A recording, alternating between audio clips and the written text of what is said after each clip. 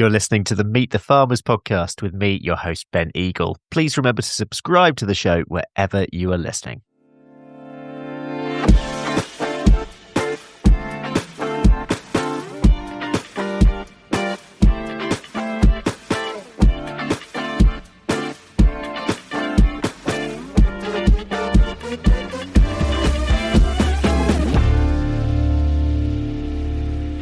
Hello, everyone. Just a short bonus episode for you today.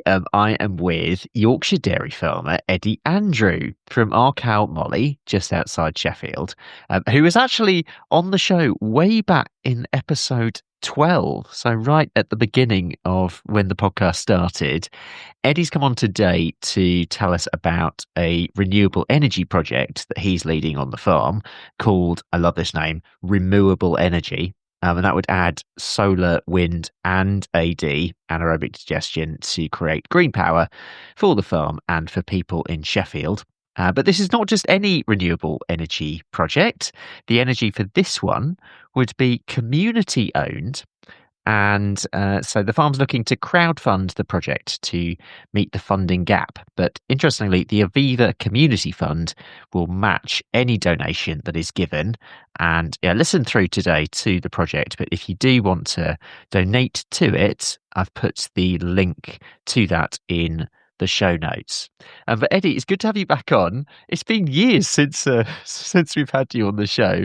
So also I should say, listeners, if you want to hear the backstory to Eddie's business and sort of life journey, go back to episode 12, scroll all the way back, and loads of that on there. But what's been going on? What have you sort of done since you were last on the show? Well, from looking at the photograph on episode 12, getting older by the looks of it. Well, me too.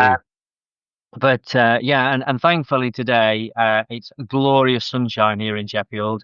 When we did the recording for episode 12, it was heavy snow and dragging vans out the car park. So there's a lot less mither today. So it's a little bit easier. But yeah, as I say, I was listening back to episode 12. I was talking about, we're going to be trying to work out how to do milkshakes. And now we've got a milkshake vending machine, and people can come and get milkshakes from the farm out of a vending machine. We bottle milkshakes, and they're being distributed as we speak across the city in the vans for other shops to sell. So I'm quite glad that we've actually achieved a few things since the last podcast. Otherwise, it'd be quite embarrassing if we just carried on the same. In the time, we have decided that carrying on in dairy farming is a good idea. I know a few dairy farmers have actually thought, well, we'll not bother, but I've got 2 children. My brother's got 3 children. One of mine has already been to agricultural college. Dan's son starts agricultural college this year. So they're all really keen on carrying on farming. Even though they've been brought up here and we tried to sort of show them there's other careers, they're still pretty sure that this is what they like to do. So on the back of that kind of confidence, we started to build a new building. So it's got 3 Lely robots in, and then there's sort of three sections to the building. And the whole building was all designed from the start for putting solar on the roof. So the orientation of the building, so the sun comes up and over the building. But when we started doing the project, we had to do a survey for mine shafts and stuff like that, and found out that most of under the field where we were going to build was all riddled with mine shafts. So there was quite a lot of work drilling and filling mine shafts before we could even start the project to build in the barn. Which sort of, there was always going to be, we want to put solar on the roof of the barn, but then having to kind of deal with all the groundwork sort of like ate up the budget for any of the renewables. So that sort of led us to where we are now. That I just happened to be talking to an ice cream customer one day about, the dream of putting solar on the whole of the roof, but kind of the budget went on underground, dealing with underground. And they were like, oh, well, we do solar on schools and police stations and hospitals, kind of like as a community project. Okay. So like, how big a community project would you like to do? Stood next to this great big roof. Because it's about 50 meters by about 65 meters. Okay. So it's like a reasonable sized shed roof. So yeah, so that was the start of the conversation about, actually instead of the farm buying its electricity from EDF Energy or British Gas, actually could we buy the energy from the community and the community own the sort of the asset on the farm? So that was kind of the start of it really. Okay.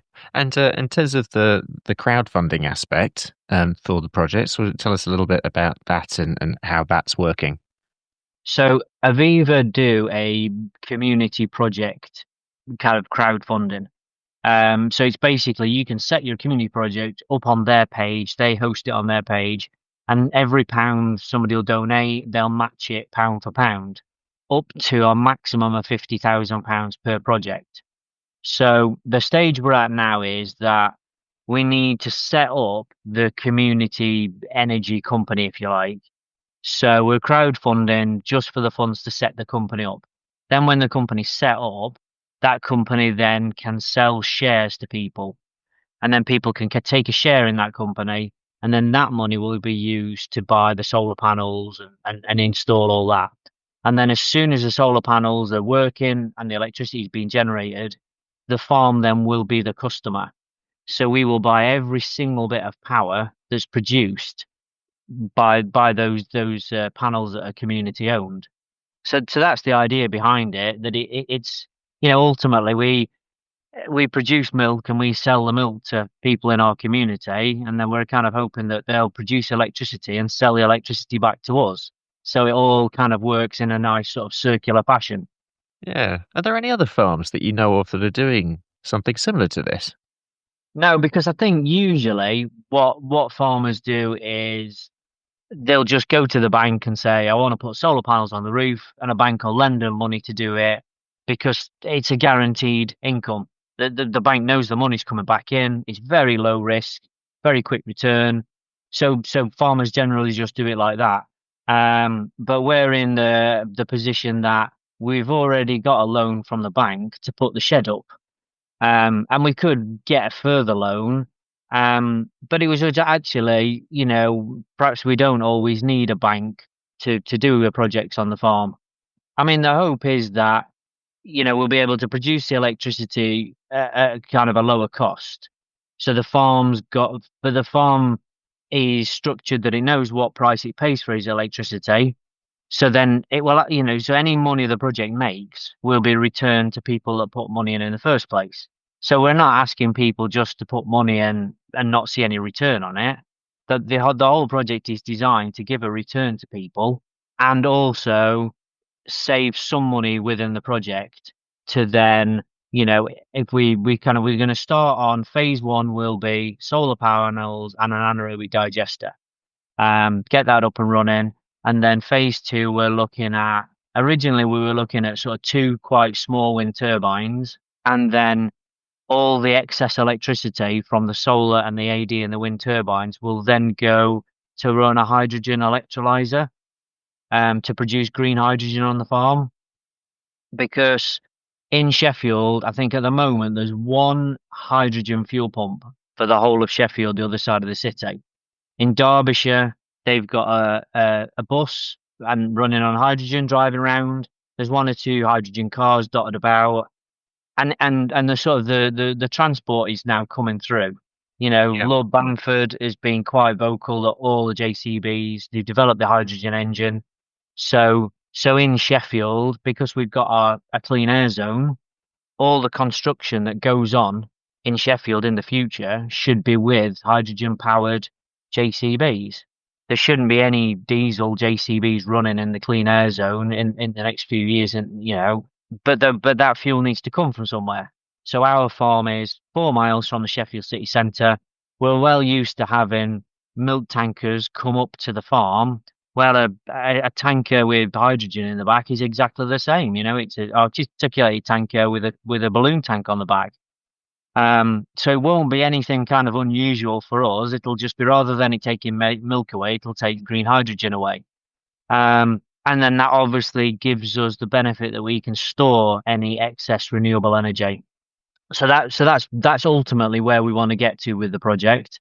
Just returning to the energy itself and just reflecting on the AD as well, because some people might have in their minds, as they sometimes do, one of these like huge AD plants which is being fed with maize, etc. I'm assuming this is one of the smaller scale ones. Yeah, so the kit that we're looking at it's a bioelectric AD plant. So we went to see Edward Goodall, Goodall's of Tong in 2018, to have a look at his AD plant up running, and so basically the scrapers scrape the cow muck off the floor. It then goes into a small sealed chamber, where it captures the methane gas off the top of it, and then just runs just a standard engine, like a petrol engine, just a you see like on a forklift truck running with a propane cylinder. Yeah, It's dead simple stuff, and that would just run an engine, and the engine would run 24 hours a day, so producing a nice steady electricity supply for the farm, all day and all night. Because renewables can fluctuate a little bit, so you kind of in the mix, you need that yeah. kind of steady supply. Um, Most recently, about a year ago, Askham Bryan College, where my daughter went to study agriculture, they've just installed exactly the same bit of equipment, and the excess heat is going then into heat all the rooms where all the students are staying overnight. Um, so we went to see that up and running again. That's a bioelectric kit, but these are in a 20-foot shipping container, and then it has a small, perhaps 25-foot diameter, kind of quite a low tank at the side of it. So the fresh slurry goes into the tank. I think it's digested for about 4 hours, and then it's pumped out into your normal slurry lagoon. Mm. But at that stage, it's much it's much thinner, and so whenever you go to spread it on the land, it kind of you can dribble it in much better. It's not thick or anything like that. So it's much better, kind of digestate than the slurry. Yeah. So yeah, so that's kind of what we're hoping. It'll improve the slurry. It'll produce electricity, and like I said, there's in our area now there's a lot of these sort of models working. So yeah, so it's not unproven technology, but it isn't the AD plants where they put lots of food waste in. Yeah. I mean, I always sort of say to people that if you've got a diesel car and you put diesel in it, it will run perfectly. You just jump in and use it. And this is what these AD plants are. They're designed to run on slurry, and they just work with very little interference from the farmer. If you start to have an AD plant where you're adding all sorts of food waste that's got different qualities, you then need somebody really managing that and kind of, a lot more hands-on. Which is on a busy farm, you don't want that. You just want it to quietly work away in the background. And so that's why we've gone for that route. Yeah. And farmer listeners, if you are interested in learning more about on-farm AD, we did an episode on this over on the Kite podcast last week, actually. So head over to that one to listen to that. But yeah, this is an absolutely inspiring project, Eddie. Just once again on the crowdfunding, where do people go to donate or if they want to support in any way? Where can they go to find out more? I mean, there's a on our website, ourcowmolly.co.uk. There's a link on there. We're also on X and Instagram, and I've posted the link lots and lots of times on there for people to kind of find it. But yeah, so wherever they donate, then Aviva match it. So they donate a quid, Aviva donate a quid. I mean, some of the customers have been like incredibly generous. We've had like donations of like £250. Amazing. Um, and I think it's because people come up to the farm, they see what we're doing, they see what we're trying to do, and they think it's a great idea and they want to support it. And it's just been, I was like totally blown away by how generous people have been. But I'm guessing, people like to see, we set off with our ice cream parlor in the porch of our house. And then we got a little bit bigger and we moved and built a shop. And then we got one vending machine and then we got three vending machines. We've employed more and more people. And a lot of the local kids that live close to the farm walk up and work in the ice cream parlor. So we're kind of quite involved with the community. And I think when we've sort of asked for a bit of support back, it's been overwhelming, really. Yeah, I have to say, by complete chance, listeners, I was at a wedding in Sheffield a couple of weeks back, and happened to be staying in the village right by Eddie's farm, and called in, and it was just brilliant to see it was a Sunday morning, and just bang on opening time, the number of customers who came up, either went into the shop, went into the vending machine, mooching around the yard. It was just brilliant to see. So, honestly, congratulations on everything you've been doing, and yeah, best of luck for this new project. Well, yeah, and what I'm really hoping from this project is that actually we can kind of make other farmers think, well, do you know what? I'm already selling all my produce to the community. If I can do something with them, it's a bit more rewarding than, I don't know, sometimes when you just go to the bank, it's all a bit kind of, all the people from the bank are never going to pile in and start buying your produce. It feels a bit disconnected.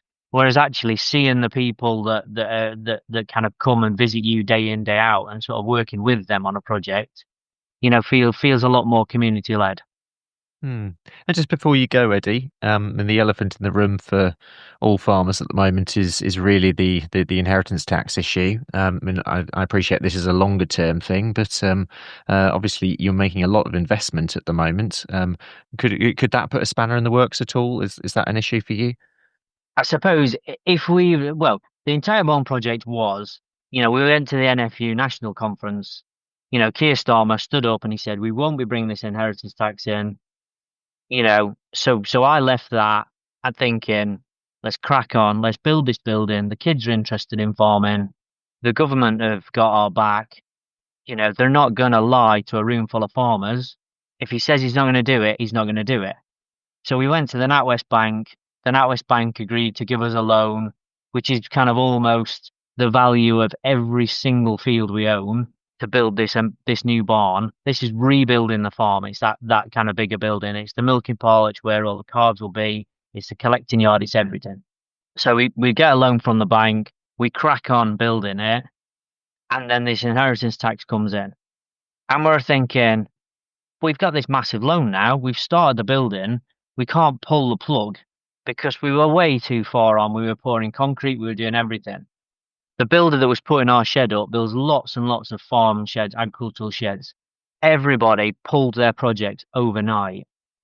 And he just like came and he just said, I've had phone call after phone call. Farmers just going, forget it. Some of them had put planning permission in. They'd got a little bit of investment in. They just said, don't bring the diggers. We're not doing it. We need that. We're going to need that money now. So it just crashed all these, and this is just one single builder. I mean, he builds all over the country, but it was just like from kind of him going, he like just coming and going, I've just lost all that work. I've just got your project now. And then, we've had a lot of Labour MPs come up to our farm. We visited them and come up and said, look, we're doing this barn. We're trying to do this amazing project. And I asked them and said, how do you understand that the implications of the inheritance tax for us? And they're like, well, you've got 10 years to pay it. And I'm like, you see that great big building that's a loan from the NatWest Bank? And I said, shall I pay the Treasury or shall I pay the bank loan? What shall I do for those 10 years? Because we can't afford to pay the bank loan and the Treasury. And I'm like, what happens if you stop paying your mortgage on your house? They don't go, oh, yeah, it's fine, it's okay. They go, we need your house back. You've lost your home. And I sort of said to the Labour MPs, what do you think we should do? Can you write a letter to the Treasury and say, we've got a bank loan to pay back first. Can you wait for your bit? And I was just like, it is a really difficult position for us. And they said, well, we can sell some fields. And then I'm saying, okay, sell some fields. What are the cows going to eat? We haven't got enough food for the cows then. So we have to get rid of the cows. We don't need a shed. So it all kind of implodes on itself. And it's been really interesting that they've come really understanding the party line of, we've given farmers 10 years. It's totally fine. It's no issue for them. And then they've stood on the farm and I've said, who shall we pay first, the bank or the Treasury? And they've gone, God, you're in there's a real problem there, isn't there? And I'm like, yeah, there is a real problem. And I said, so you've you've not only crashed all those projects that we were, putting new buildings up and getting the next generation on board, but actually current projects, you've made them go, oh my God, how are we going to do this? Um, so we're sort of a little bit heads down. We've got to get this shed finished now. We're committed. Um, and hoping that, from our point of view, we can invite as many Labour MPs as we possibly can to come up to our farm to inform themselves. So then when they're given the option of voting against it, making sure this never comes through. And I think as farmers, that's our best chance. Getting as many Labour MPs as possible on farm, give them half an hour of your time, show them what you're trying to do, explain the challenges, and then give them something to go away with and go and think about. Because if they've seen a farmer face to face and they've told them the challenges, but then they know what their party line is and the farmers will be fine, they know that the farmers won't be fine. They can vote against it. And I think that's probably our best chance, really. Individual Labour MPs getting as many as we can. And it has every single person I spoke to, they've all been fine, they've all been happy to come and visit the farm, and they've all gone away questioning what they're being told.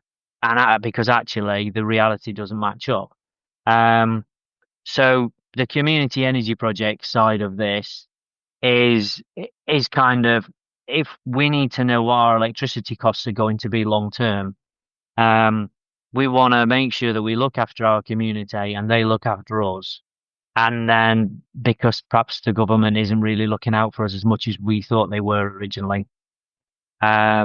So yeah, so I would suggest that if farmers have got time, invite their MPs onto farm and try and make them see some sense. Well, Eddie, thanks for illustrating your situation so clearly. I'm sure that message will ring true with farmers all over the country. But yeah, thanks so much for coming on. Really good No to problem. have you back on the show. And yeah, best of luck for everything. Thank you very much for your support.